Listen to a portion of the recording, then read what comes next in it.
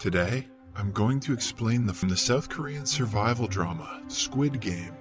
Spoilers ahead, watch out, and take care.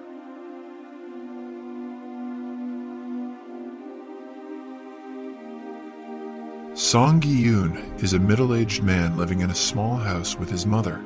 Gi-hun is drowning in loans and has a gambling addiction, making their financial condition very poor. At breakfast one day, Gi-hun's mother hands him some money to buy his daughter, Gi-hun, a birthday dinner. Gi-hun's ex-wife is married to a wealthy man and doesn't let him see his daughter often, so Gi-hun is excited to see her for her birthday. He asks his mother for some more money to buy Gi-hun a gift as well. She says she is broke at first, but eventually hands him a few extra wons. After she leaves, Gi-hun cunningly gets her credit card and goes to withdraw more money with his fellow gambling friend. The two then place their bets on horses, but are down on their luck as they lose every round. They do not stop wasting their money, even after losing almost all of it. In the end, Gi-hun finally wins a decent sum of money and is over the moon. He even tips the lady who hands him the money and goes outside celebrating his luck. Just then, Gi-hun notices some men approaching him angrily. They are his debtors, to whom he owes a lot of money.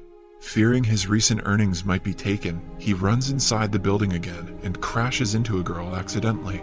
The debtors eventually catch him and threaten to kill him if he doesn't return their money. A scared Gi-hun tries to give them the money he just won, only to discover his pockets empty. He realizes that the girl he crashed into earlier was a pickpocket who stole his money. The debtors, however, do not care about this and start hitting Gi-hun. They use a scalpel and put it into his nostrils, making him plead for his life. They say they will return after 1 month, and they leave.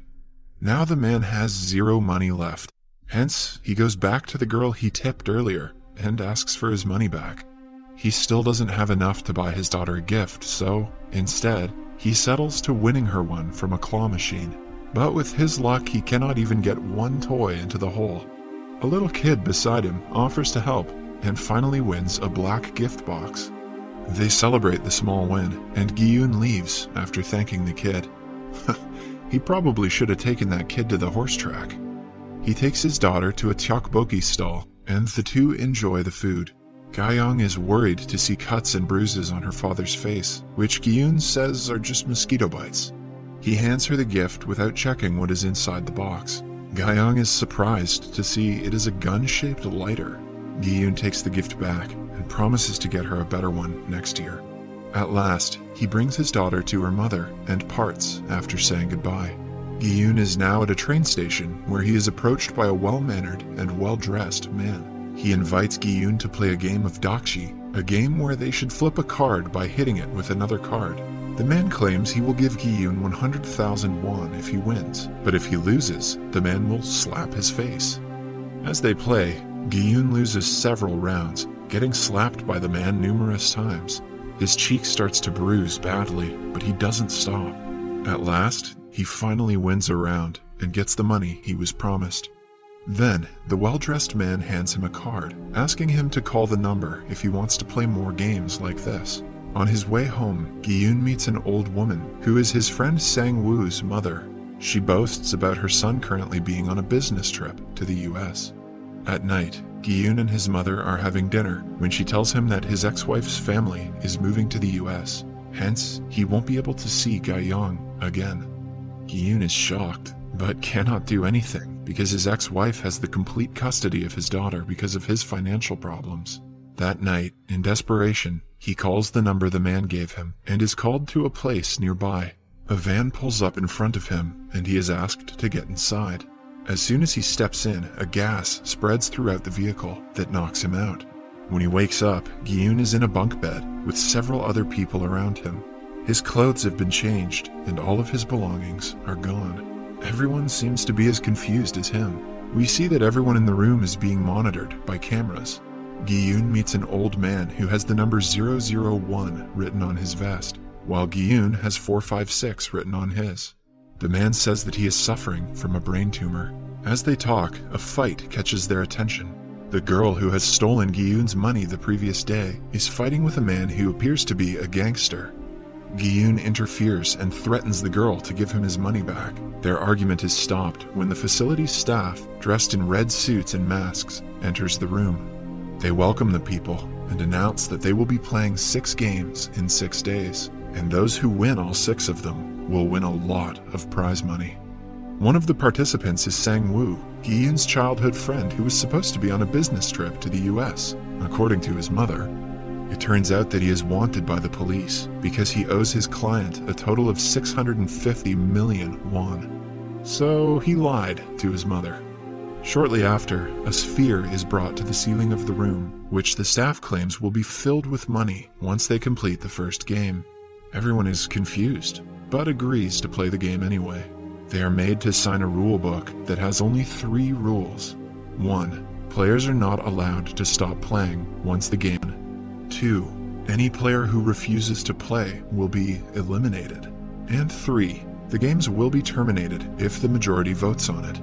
Everyone signs the form and gets ready for the first game. Outside the room is a maze-like hallway. The contestants are made to take pictures and then are taken to a field that has a creepy statue of a doll on the far side. Gi-hun approaches his old friend Sang-woo and asks him why he lied to his mother.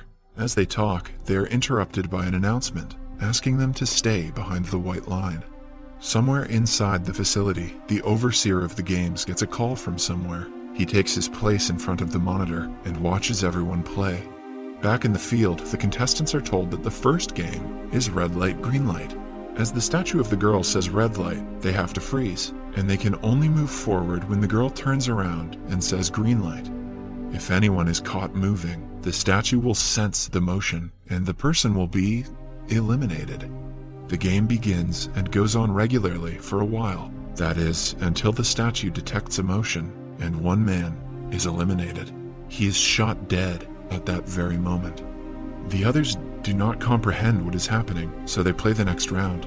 But soon they find out the people who are eliminated are actually being killed. Chaos ensues, and people start running for the exit, and they are all shot. A pile of dead bodies falls around the entrance, and the place turns into a bloodbath. I will never look at this game the same way again. Only a handful of contestants remain frozen in fear. From the next round, everyone starts being more careful.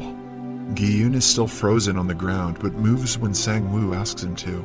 He almost falls down once, but is saved by a man behind him named Ali. More people die as the game continues, and in the end, some of them finally pass the game, including Gi-hun, Sang-woo, the pickpocket girl, Se-byok, the old man, Inam, the gangster, Deok-soo, and the guy who saved Gi-hun, Ali. As the camera pans out, we see that they are on a secluded island, and the facility is underground.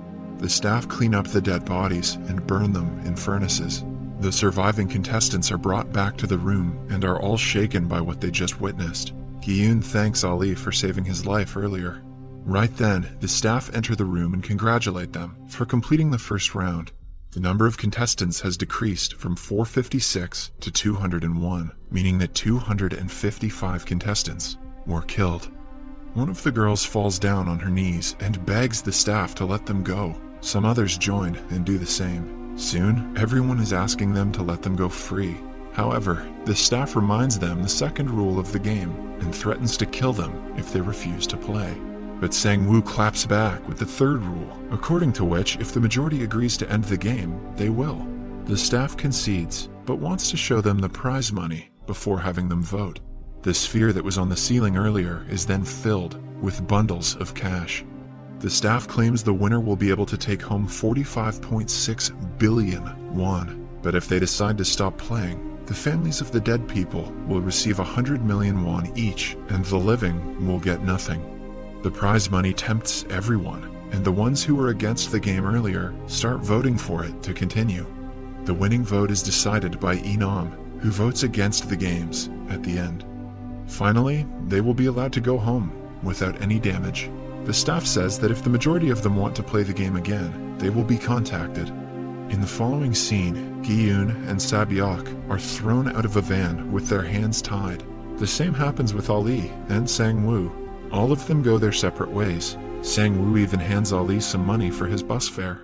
Gi-hun goes to the police directly and tells them about his kidnapping, but they find it hard to believe that the kidnappers sent him back because he voted for it. One police officer named Jun-ho is at the station as well. The card Gi-hun is holding catches his attention. Gi-hun then goes back to his home, only to find his mother missing. It turns out that she is severely diabetic and has been admitted to the hospital because of extreme pain. Gi-hun rushes to the hospital to see his mother's feet covered in wounds. The doctors say only surgery can save her life, but they cannot afford it. Elsewhere, we see the police officer Jun-ho talking to his mother about his brother.